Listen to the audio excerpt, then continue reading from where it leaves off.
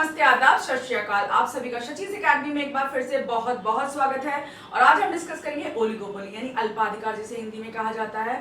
अल्पाधिकार एक ऐसी मार्केट की व्यवस्था होती है जहां पे कुछ ही लोग होते हैं जो मार्केट में पेयर होते हैं, यानी सेलर्स जो होते हैं वो बहुत कम होते हैं, 2-4 हो गए, सेलर्स 2-4 होते हैं, लेकिन जो बायर्स होते हैं बहुत ज्यादा होते हैं।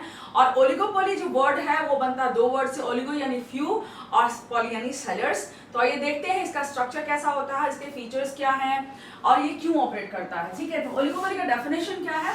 A form of market having few big firms. कुछ 2-4 फर्म्स होती हैं मार्केट में जो बहुत बड़ी होती हैं, इंटरनेशनली ऑपरेटिव होती हैं, बहुत पावरफुल होती हैं, और बहुत सारे कंज्यूमर्स होते हैं, मतलब लार्ज नंबर ऑफ कंज्यूमर्स होते हैं। जैसे एयरलाइंस ले लो आप, ऑटोमोबाइल इंडस्ट्रीज ले लो आप, या फिर बेवरेज इंडस्ट्रीज ले लो, जैसे Pepsi and Coca Cola India में ऑपरेट करती हैं। 2 ही बहुत बड़ी फर्म्स हैं जो सॉफ्ट ड्रिंक्स में ऑपरेट करती हैं, कोल्ड बेवरेज में ऑपरेट करती हैं और पूरे मार्केट को कंट्रोल करती हैं। ठीक है, और बहुत सारे हम सारे कंज्यूमर्स हैं तो बहुत सारे उनके बायर्स होते हैं। अब इसमें स्पेसिफिक फीचर्स क्या है? Price and output decisions of one impact rivals.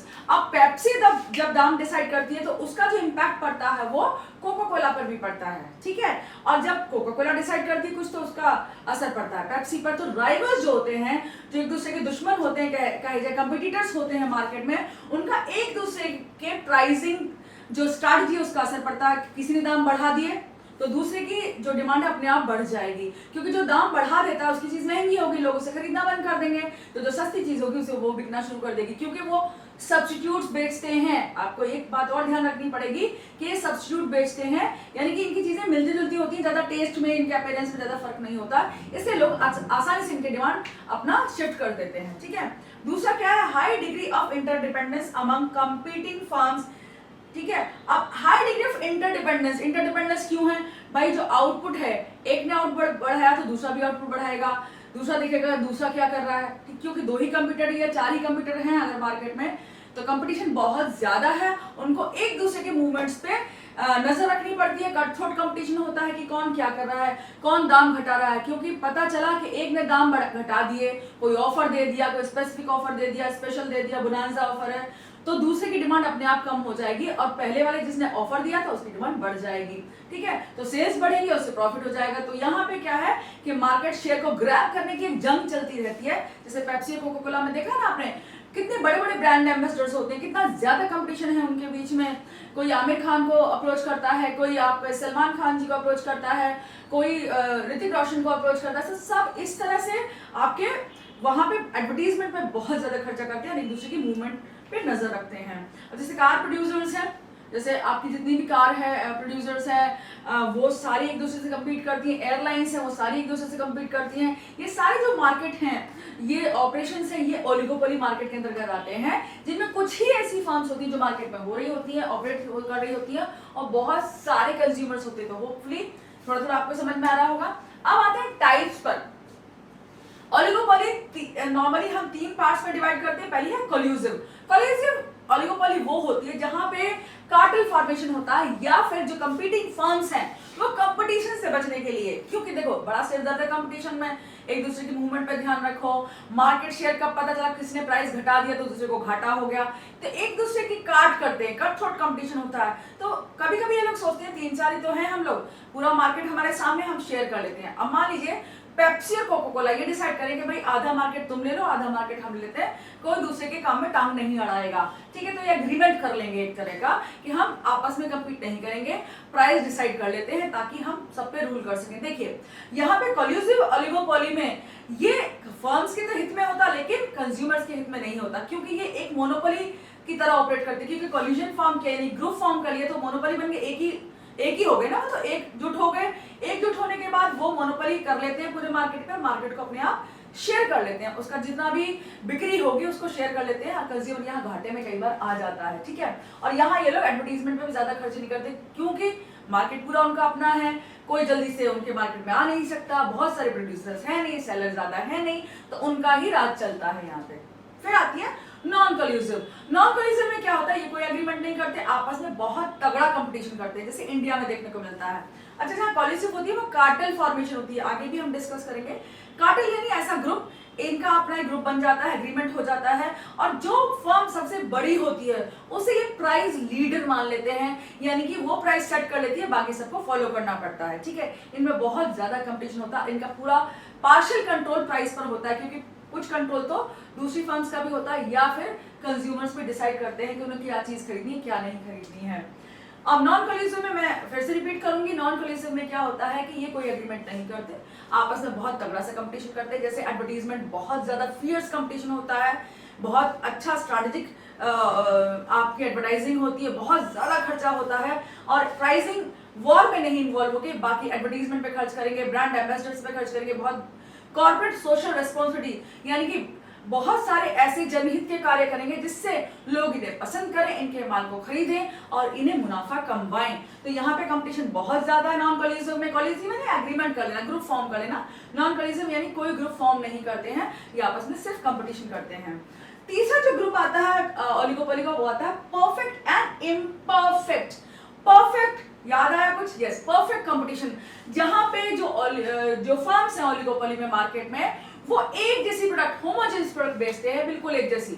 यानी कि जैसे एयरलाइंस हैं, अगर आप इंडियन एयरलाइंस में जाए, जेट एयरवेज में जाए या इंडिगो में जाए, तो अगर वो सारी की सारी एक जैसी सर्विसेज दें आपको, यानी कि खाना भी एक जैसा देने लग जाए, सीट्स भी उनकी एक जैसी हैं और अच्छी सर्विसेज दें, एयर होस्टेसेस का जो सर्विसेज है, बिहेवियर है, वो भी सही रहे, तो जो सर्विसेज है सब कुछ एक जैसा रहे, तो उसे कहेंगे होमोजेनियस प्रोडक्ट। लेकिन अगर वो अलग अलग तरह की सर्विसेज दें, अलग अलग प्रोविजंस हो, उनके ऑफर्स अलग हो, खाने पीने की चीजें अलग हो, स्टाइलिंग अलग हो, सर्विस स्टाइल अलग हो, तो उसे कहेंगे इम्परफेक्ट। यानी कि वो होमोजेनियस प्रोडक्ट नहीं बेच रहे, सर्विसेज नहीं बेच रहे, वो आपस में डिफरेंशिएट कर रहे हैं, यानी डिफरेंशिएटेड प्रोडक्ट्स बेच रहे हैं, जैसे हमने मोनोपोलिस्टिक कंपटीशन में देखा था। तो यहाँ पे क्या, परफेक्ट यानी होमोजेनियस प्रोडक्ट बेचते हैं, बिल्कुल एक जैसी प्रोडक्ट बेचते हैं, एक जैसा प्राइस होता है।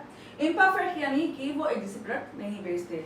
ठीक है, अब आते हैं फीचर्स पे, यानी कैरेक्टरिस्टिक्स क्या क्या होते हैं, कैसे ये काम करते हैं। हमने पहले ही देख लिया है, डेफिनेशन में कई कैरेक्टरिस्टिक्स आए हैं हमारे, बाकी हम रिपीट कर लेंगे यहाँ पे। Small number of big firms, यानी कि स्मॉल नंबर का मतलब गिनी चुनी होती है, उंगलियों पे गिन लो, 1 2 3 4 या 6 फर्म्स बहुत बड़ी बड़ी ऑपरेट कर रही होती है मार्केट में, और बड़ी होती है, मतलब बहुत बड़ी होती है, जो इंटरनेशनली ऑपरेटिव है, जिनका अरबों खरबों का बिजनेस होता है, बहुत बड़े लेवल पे ऑपरेट करती है internationally.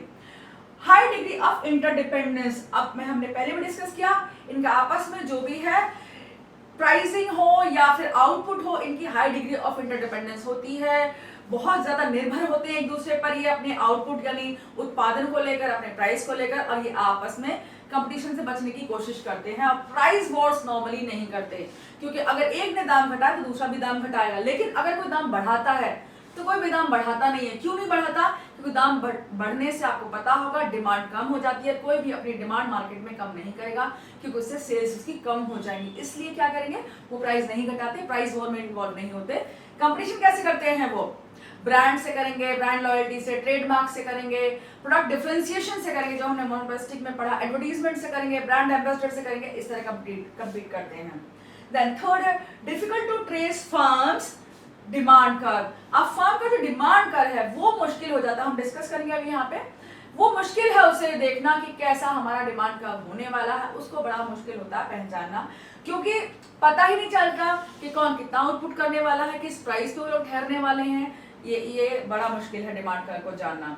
Formation of cartels, cartel हमने पहले बताया, ग्रुप फॉर्म कर लेती है, 3-4 फर्म्स होती है आपस में बैठक की। शाम को पेप्सी कोका कोला वाले मान लो ओनर्स मिल गए, कहे भाई तू ये मार्केट नॉर्थ का ले ले, मैं साउथ का मार्केट ले लेता हूँ, या कुछ भी उल्टा भी कर सकते हैं ये लोग, और कहेंगे तू मेरे काम में टांग मत अड़ाना, मैं तेरे काम में टांग नहीं अड़ाऊंगा। तो इस तरह से ये लोग कुछ ग्रुप फॉर्म कर लेते हैं, प्राइस के तौर पे भी, सर्विसेज के तौर पे भी, तो इन्हें कंपटीशन आपस में नहीं करना होता है। तो कार्टेल, वैसे इंडिया में कार्टेल प्रोहिबिटेड है, ये गवर्नमेंट अलाउ नहीं करती है, कार्टेल फॉर्मेशन नहीं हो सकती। इसलिए आपने देखा होगा कि यहाँ की जो फर्म्स हैं बहुत ज्यादा कम्पीट करती हैं, ब्रांड एम्बेसडर्स पे खर्चा करती हैं, एडवर्टीजमेंट पे खर्चा करती है, तो यहाँ कार्टेल नहीं फॉर्म होती। यूरोप में भी कार्टेल फॉर्मेशन प्रतिबंधित है।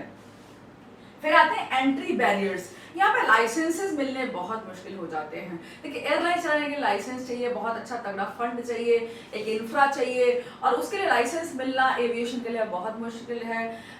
जो एविएशन इंडस्ट्री है उसमें एंट्री बहुत मुश्किल है, तो यहाँ पे एंट्री बैरियर्स बहुत ज्यादा हैं। ठीक है। नॉन प्राइस कंपटीशन मैंने पहले ही बताया, ये प्राइस वॉर में इन्वॉल्व नहीं होते क्योंकि सिर्फ इन्हें घाटा ही मिलेगा, प्राइस वॉर में इन्वॉल्व होंगे क्योंकि एक दाम घटाएगा तो दूसरा भी घटाएगा, लेकिन बढ़ाने के टाइम कोई नहीं बढ़ाने वाला, तो दोनों को ही घाटा होने वाला है। इसलिए अपने अपने घाटे को वो बचाना चाहते हैं, प्रॉफिट कमाना चाहते हैं, इसलिए कोई भी प्राइस कम करने की कोशिश नहीं करता, एक दूसरे से प्राइस में कम्पीट नहीं करेंगे। मैं प्राइस कम कर दूं मेरी डिमांड बढ़ जाएगी, no, they will not involve in price wars. Okay, अब आते हैं हम डिमांड कर्व पे। वैसे इसका जो डिमांड कर्व है ये बहुत मुश्किल है पहचानना, लेकिन फिर भी हम इसे देख सकते हैं थोड़ा बहुत कि डिमांड कर्व जो है वो यहाँ देखिए, यहाँ पे एक किंक है, एक मोड़ है, कर्व है यहाँ पे, वो क्यों है देखिए। अब अगर ये आपका प्राइस है, अब प्राइस सपोज यहाँ पर है, ठीक है, अब प्राइस हमारा यहाँ है, ठीक है, और इस पर जो डिमांड है वो इतनी है पूरे मार्केट की। अब पूरे मार्केट की सपोज डिमांड इतनी है, राइट, या एक बंदे की डिमांड ले लो, अब फर्म स्पेसिफिकली इंडस्ट्री की नहीं लेते हम, अब एक फर्म की डिमांड है वो इतनी है। अब इसका प्राइस ये, मान लीजिए प्राइस बढ़ाता है, बढ़ाने पर प्राइस क्या होगा, बढ़ाने पर प्राइस होगा कि इसकी क्या है, डिमांड कम हो जाएगी। जैसे ये क्वांटिटी है तो डिमांड यहाँ Q1 थी, यहाँ Q2 यानी लेस हो गई, कम हो गई। देखो ये इतनी डिमांड है, ये इतनी ज्यादा थी, लेकिन अगर ये प्राइस घटाता है तो ये देखो यहाँ पे प्राइस घटाने पर इसे डिमांड जो बढ़ी है, डिमांड बढ़ तो गई, देखो डिमांड बढ़ी है पर थोड़ी सी बढ़ी है, लेकिन इसे प्राइस में घाटा कितना हो, यानी प्रॉफिट में बहुत ज्यादा घाटा हो जाएगा। और यहाँ पे जो डिमांड कर्व जो ओलिगोपोली का होता है वो किंग डिमांड कर्व कहलाता है, यानी उसमें वक्र आया हुआ है, यानी कर्व है, यहाँ स्टिक हो जाता है, यानी कि यहाँ पे प्राइसेस जो होते हैं वो स्टिकी प्राइसेस होते हैं, इसको कहते हैं स्टिकी प्राइसेस। यहाँ पे प्राइसेस ना तो ऊपर जा सकते हैं ना ही नीचे आ सकते हैं, यहाँ पे स्टिक यानी चिपक गए हैं। घटाएगा तो उसे लॉस ज्यादा हो जाएगा, बढ़ाएगा तो उसे कोई फायदा नहीं होने वाला है, क्योंकि बढ़ाने से उसका जो डिमांड है वो बहुत ज्यादा घट जाएगी, तो इसलिए वो प्राइस वॉर में इन्वॉल्व नहीं होता। इसीलिए कहते हैं कि वो प्राइस वॉर में इन्वॉल्व नहीं होती है फर्म्स, और वैसे कंपटीशन करती है किसी और तरह से। अब बेसिस ऑफ मार्केट क्लासिफिकेशन क्या है, हमने सारे मार्केट्स पढ़ लिए, perfect competition, oligopoly, monopolistic, monopoly सब पढ़े। अब देखें कि मार्केट के क्लासिफिकेशन का बेसिस क्या है। पहला बेसिस क्या है, number of buyers and sellers, कितने बायर्स एंड सेलर्स हैं, ये हमें देखना होता है कि कौन सा मार्केट होगा। अगर देखिए बायर्स और सेलर्स दोनों ही बहुत ज्यादा हैं और सारे होमोजेनियस प्रोडक्ट सेल कर रहे हैं, तो कौन सा कंपटीशन हुआ, यस याद करिए, परफेक्ट कंपटीशन। अगर सेलर एक है तो मोनोपोली हो गया, सेलर एक है बहुत सारे बायर्स हैं, मोनोपोली हो गया। अगर सेलर्स फ्यू है, जैसे ओलिगोपोली में होता है कुछ ही सेलर्स होते हैं और बहुत सारे बायर्स होते हैं, तो वो क्या हो गया आपका, ओलिगोपोली हो गया। मोनोपोलिस्टिक में क्या होता है, बहुत सारे सेलर्स और बायर्स होते हैं, लेकिन वो प्रोडक्ट जो होती है वो होमोजेनियस सेल नहीं करते, डिफरेंशिएटेड प्रोडक्ट सेल करते हैं, ठीक है। Nature of the commodity, commodity का टाइप क्या, नेचर क्या है। अब सपोज ऐसी कोई कमोडिटी है जो सिर्फ एक ही बंदा कंट्रोल करता है, जैसे मोनोपोली में होता है कमोडिटी, अगर उसी के पास है तो वो मोनोपोली हो गई। अगर कमोडिटी ऐसी है जो होमोजेनियस प्रोडक्ट है तो परफेक्ट कंपटीशन हो गया, डिफरेंशिएटेड है तो मोनोपोलिस्टिक हो गया, और आपका क्लोज बहुत ज्यादा कटथ्रोट कंपटीशन है, और जो कमोडिटी ऐसी है जो बहुत सस्ते में नहीं आती है, जैसे एयरलाइंस टाइप है, तो वो आपका ओलिगोपोली हो गया। Then degree of price control, कितना प्राइस कंट्रोल एक्सरसाइज कर सकते हैं ये लोग, तो इसको देखते हुए आपका परफेक्ट कंपटीशन में नो प्राइस कंट्रोल, क्योंकि firm is a price taker not the price maker, वो फर्म का कोई कंट्रोल नहीं होता प्राइस पे, फर्म को सिर्फ प्राइस मिल जाता है, परफेक्ट कंपटीशन उसे ऑपरेट करना पड़ता है। मोनोपोली में प्राइस का पूरा कंट्रोल मोनोपोलिस्ट के पास होता है, लेकिन फिर भी वो देखता है कि अगर उसे ज्यादा चीजें बेचनी है तो उसे प्राइस थोड़ा रीजनेबल रखना पड़ेगा। ऐसा नहीं कि बहुत आसमान में दाम उस कर देगा तो कोई खरीदने वाला नहीं है, क्योंकि जैसे ट्रेन हमने इंडियन रेलवेज देखा, अगर बहुत ज्यादा दाम बढ़ा दिए जाए तो ज्यादा कंज्यूमर्स नहीं खरीदेंगे, जो गरीब तबका है वो बिल्कुल नहीं खरीदेगा ट्रेन का टिकट, और वो सफर भी नहीं करेगा, तो इससे क्या होगा, डिमांड पे असर पड़ेगा, ठीक है। Then knowledge of the market, market का कितना नॉलेज है किसी को। परफेक्ट कंपटीशन में याद होगा आपको जब हमने पढ़ा था कि परफेक्ट नॉलेज होता है, लेकिन इम्परफेक्ट, यानी कि आपके मोनोपोलिस्टिक कंपटीशन में इम्परफेक्ट नॉलेज होता है, पूरा नॉलेज नहीं होता, ना ही बायर को होता ना ही सेलर को होता है, ठीक है। Then mobility of factors, different markets में डिफरेंट मोबिलिटी होती है, जैसे perfect competition perfect mobility of factors production है। देखिए परफेक्ट कंपटीशन को आप हमेशा यूज कर सकते हैं परफेक्टनेस के लिए, क्योंकि परफेक्ट कंपटीशन ऐसा मार्केट है जिसमें सब कुछ परफेक्ट है, राइट, परफेक्ट इलास्टिसिटी है, परफेक्ट मोबिलिटी है, नो फैक्टर कॉस्ट है, और इस तरह से perfect knowledge of the market conditions, इस तरह से। बाकी मार्केट्स में ऐसा नहीं है। तो mobility of factors perfect competition में सबसे ज्यादा यानी परफेक्ट मोबिलिटी है, बाकी मार्केट्स में ऐसा नहीं है। फैक्टर्स की मोबिलिटी पे कुछ ना कुछ कॉस्ट लगती है, इसकी वजह से वो प्राइस में भी इंक्लूड होते हैं। तो हमने मार्केट्स डिस्कस किए, डिफरेंट मार्केट्स हैं और इनकी प्राइसिंग एंड आउटपुट हम परफेक्ट कंपटीशन के अगले वीडियो में डिस्कस करेंगे। तो होपफुली सभी चीजें आपको नॉर्मली समझ में आई हैं। अगर कोई प्रॉब्लम हो तो don't hesitate to ask us, आप कमेंट्स में हमेशा भेज सकते हैं और पूछ सकते हैं। Thanks for liking, subscribing and take care, God bless you.